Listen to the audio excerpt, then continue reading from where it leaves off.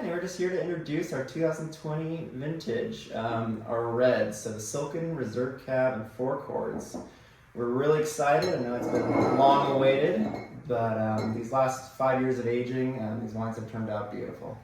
So I just kind of wanted to tell Cecily and you guys about the 2020 vintage, kind of the ups and downs, the trials and tribulations. It was a challenging vintage, that's for sure, but it was also really rewarding. Some of the speed bumps that we came across were some high heat spells in late August and then early September. And so across Paso AVA, there was a lot of desiccation on the vines, so the drying up of the berries, they turned into raisins. And so overall, 2020 was a really low tonnage year because of that. We were fortunate enough, obviously, to have a great watering system, so a great well, tons of water. And so David and I were really proactive about watering before those heat spells came through. And so we were able to preserve all of that fruit, and so none of that desiccation happened. And so it created nice juicy berries, none of that raisin or plum flavors. And so we really want to try to avoid that at all costs. And so we changed some of our picking schedules because of the heat and watered through some of the heat just to avoid any of that. So that was one of those small hurdles. But obviously the elephant in the room for the 2020 vintage in the wine industry was smoke taint. It was smoky. Yeah, so that was a really major concern across the board for all winemakers in the Paso area. Luckily, we favored better than our neighbors up north, thank goodness. But it was a constant rain cloud as a metaphor across those several months in harvest and even beyond. And so we were constantly doing research. David and I were researching through the AWRI, which is the Australian Wine Institute. They've done tons of research on smoke taint because there was a lot of information that a lot of people weren't very sure of, and so we really needed to kind of solidify what we were dealing with.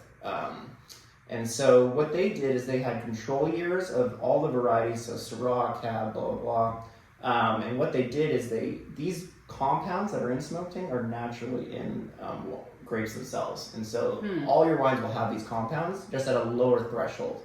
And so they did that, and they also supplied us with numbers of a smoke taint year and what those numbers would look like. And so that gave us information. So when we were testing all these blocks as berries, as in must, as juice, and even as aging wine throughout the 2 years in barrel, we were able to send these constantly out to testing sites and get these numbers back and to monitor if we were below threshold, if we were fine. And thank goodness everything turned out fine. These wines are completely clean. We were able to avoid smoke taint, which was a real blessing, honestly. We're really concerned, but these wines turned out beautiful. The 2020 vintage was definitely a warmer vintage, and so what it developed were these really, really ripe flavors, really mature black fruit is what I'm seeing across all three of these wines and even across all the 2020 vintage. It is. It's really dark fruit.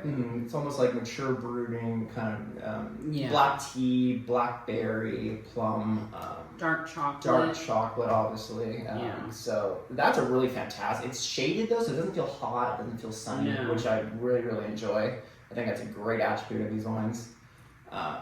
They're larger in structure, so they're really powerful. They're extracted. David and I, as opposed to some other vintages, we really went for it, and we really kind of wanted to make a really generous, powerful wine. And these, I think the lower tonnage kind of gravitated toward that for these wines to help that out.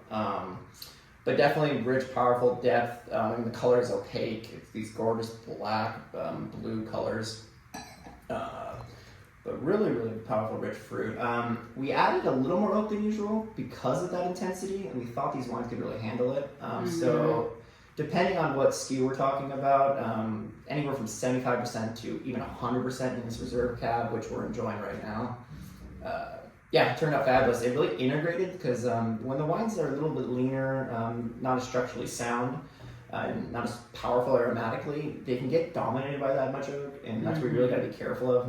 It's not always more is better, and so you got to be careful. But with these wines, it just integrated beautifully. It supported all the fruit, it lifted it up as the showcase, and you get that luxury that's behind that fruit. You really get that cedar, you get that vanilla, you get tobacco. So it really creates a lot of complexity. And then honestly, having it 5 years old is fantastic. It's not a wine that a lot of people get to try to enjoy. Most of the time you have to age in your own cellar. But I'm really proud that we can display these wines that are a little bit older in vintage because all these beautiful tertiary aromas come through. Like I said, you get the chocolate notes that come through, and these are notes you only get from a certain amount of aging time. If you released it 3 or 4 years ago, you wouldn't get it. You get mostly oak and fruit. But because of that aging, you get slate rock now that's involved, hazelnut, all these really pretty aromas that really kind of come through. And the wines soften because these are larger scale wines. They really kind of round out and become more voluminous. Yeah, I think like the 4 Chords especially had a beautiful like Nutella sort of like hazelnut element to it. It was really cool to taste that. Which I haven't had really on any of the other 4 Chords, so that was a pleasant surprise. No, it's really cool. It's a really cool aspect of it.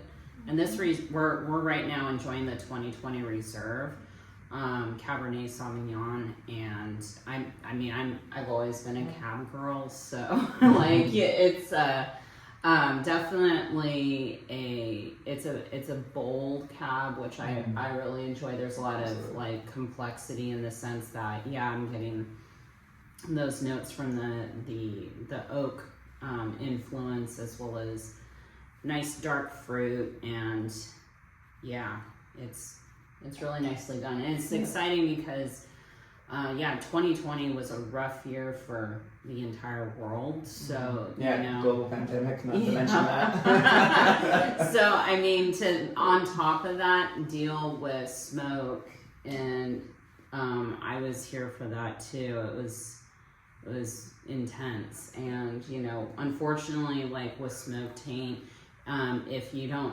address it, it can show up in the bottle years later. Absolutely. And you're all of a sudden faced with smoky wine, and it's not a nice, kind of tobacco smoke either. It's more ashy. So the fact that you guys were able to basically save these wines it speaks a lot of your guys' winemaking skills. Oh, thank you. Very sweet. And, and some years are easier than others. I think David kind of likes to call this, it's a winemaking vintage. On the years that are beautiful and the fruit turns out great and there's no big hurdles to jump over, we're kind of more shepherds. And I think if we do our job right, we're not super invasive. We just kind of let the fruit, speak for itself and not try to get in its way in a matter of speaking. But with vintages like this, you got to be proactive. You can't be reactive, and you really have to be hands-on, and you just can't be laissez-faire with it. You really got to make sure the product's beautiful, and I think it worked out great. Yeah. Well, cheers. Well, cheers.